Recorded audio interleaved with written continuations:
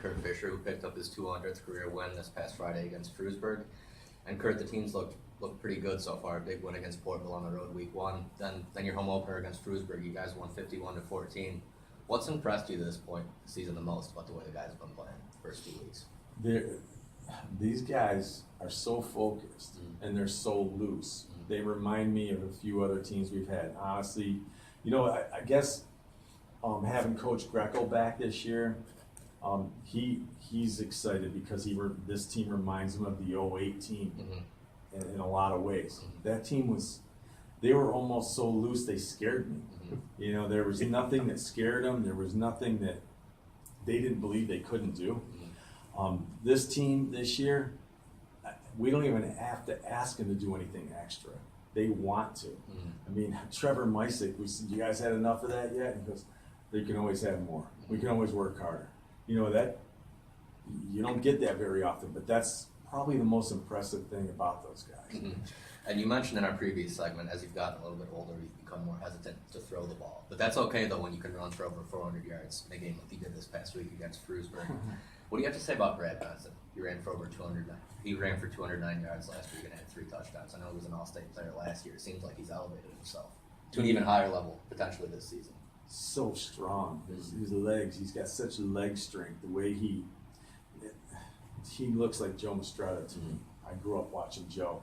Just the firehouse legs. I mean, just huge quads and calves, just like Joey. And he can go side to side so fast, but he still runs with power. And again, I mean, I've never seen anyone like Bradley, anyone compared to Joe Mastretta. And just last week there was a punt return, and I know that he was in the air, he launched, he must have been in the air for 10 feet, it seemed like. That's Joe Mastretta.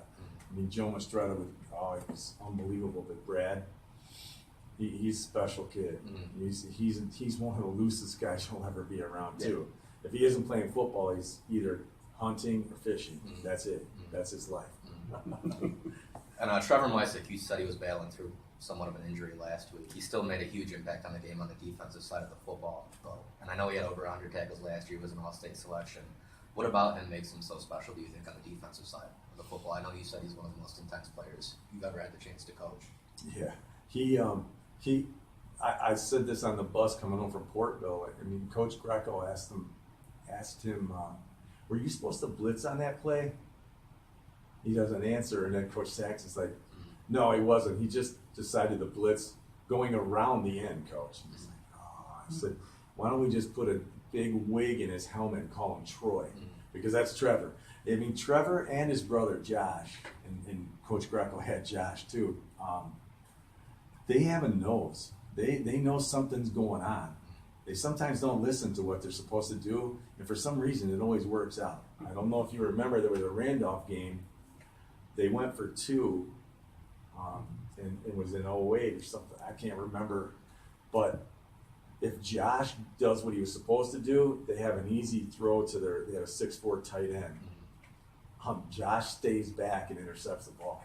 That's the way Trevor is. He somehow has another sense, like Spider-Man, I guess you could call him. I don't know.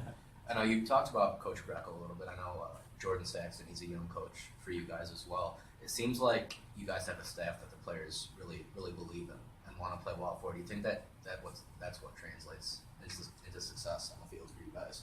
Absolutely. I mean, you bring back like Jordan. Jordan was part of the state championship in 08. And he brings back that work ethic. He brings back, and he's young enough to have a relationship with the kids. I remember that when I was that young. You just got done, and now so they kind of come to you a little bit more, and having him there, very special. Having Coach Greco come back. I mean, Coach was gone for, I think, 4 years or 5 years now.